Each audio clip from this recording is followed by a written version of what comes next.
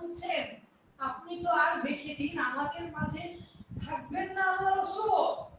হে আল্লাহ রাসূল, আপনি তো আর আমাদের মাঝে বেশি দিন থাকবেন না।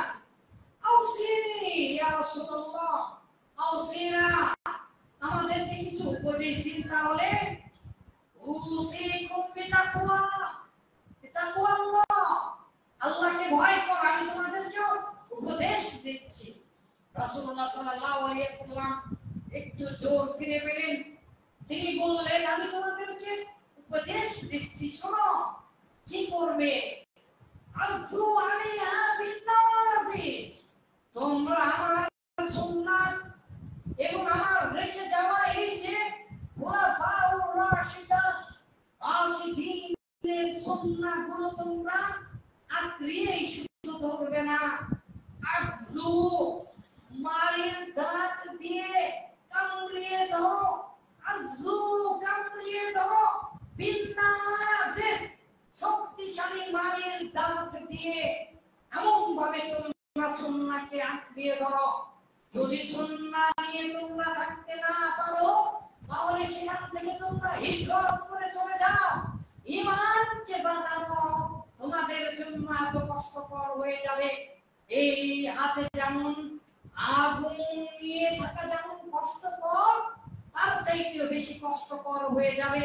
তোমরা আমার সুন্নাহকে দেখতে পাবে না মসজিদের দেওয়ালগুলোতে, মসজিদের দেওয়ালে লাল বাতি জ্বালিয়ে আমার সুন্নাহকে মসজিদ থেকে বের করে দেওয়া হবে। তোমরা আমার সুন্নাহ পাবে না জুমার দিনে, তোমরা আমার সুন্নাহ পাবে না জুমার দিনে।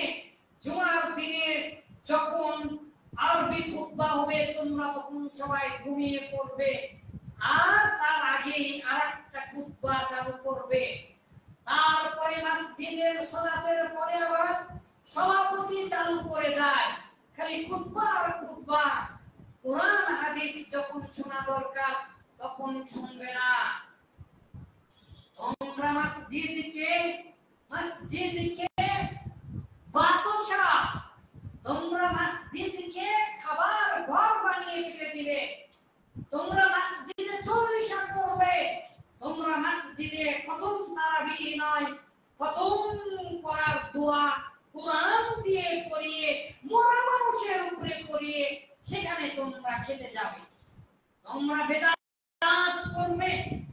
তাই তোমরা আমার কাছে উপদেশ চাচ্ছ, শোনো আমি তোমাদেরকে বলছি তোমরা মারির দাঁত দিয়ে আমার সুন্নাহকে আঁকড়িয়ে ধরো।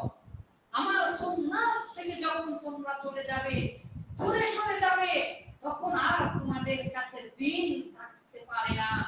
দ্বীন আস্তে আস্তে তোমাদের কাছ থেকে উঠে চলে যাবে। আর যদি একটা সুন্নাহ বিরোধী কাজ করো তাহলে তোমাদের জন্য জাহান্নাম অবধারিত।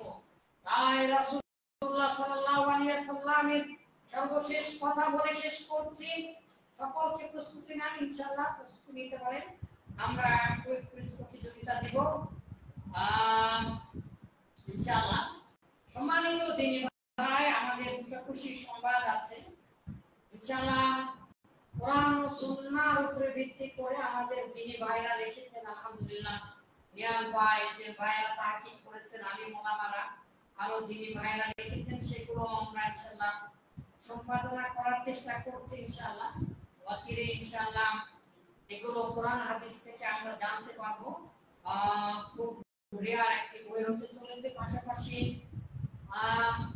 ইসলামিক আহকামুল কোরআন, আহকামুস শরিয়া, এগুলো বই থাকে না, মানে বিধিবিধানমূলক সকল বইকে আহকাম বলা হয়।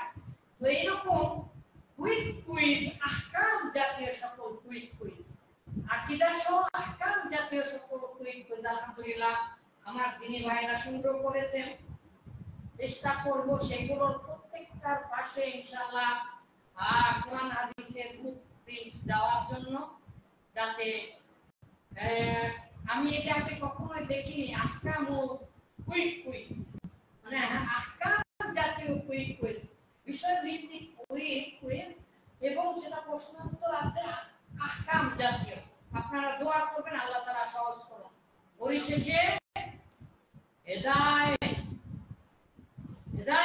কামনা করুন, যে কোনো মূল্যে মহানবী সাল্লাল্লাহু আলাইহি ওয়াসাল্লামের আদর্শকে মেনে নিন। কোনো ক্রমেই একটাও বিদআত জীবন থাকতেও করবেন না। মৃত্যুর পরে আপনাকে নিয়ে বিদআত শুরু করবে।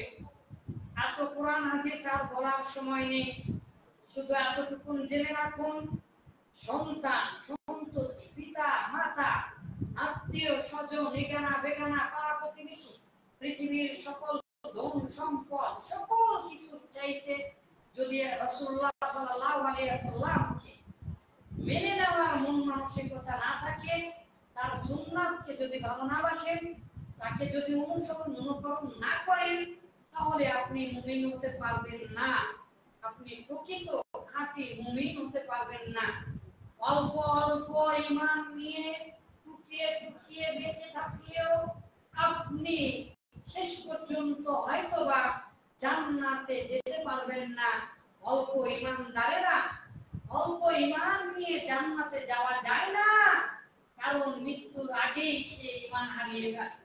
অল্প ঈমান হোক আর বেশি ঈমান হোক, বেদাত নিয়ে যদি আপনি বাইন মাসকে ইল মাসকে ডাক দেন, আর মরুভূমির মধ্যে আপনি যদি রাষ্ট্র অথবা পারমাণবিক শক্তি ব্যবহার করে জাহাজও চালাতে পারেন, তাও কোনো কাজ হবে না যদি বেদাত নিয়ে আপনারা শুরু করেন।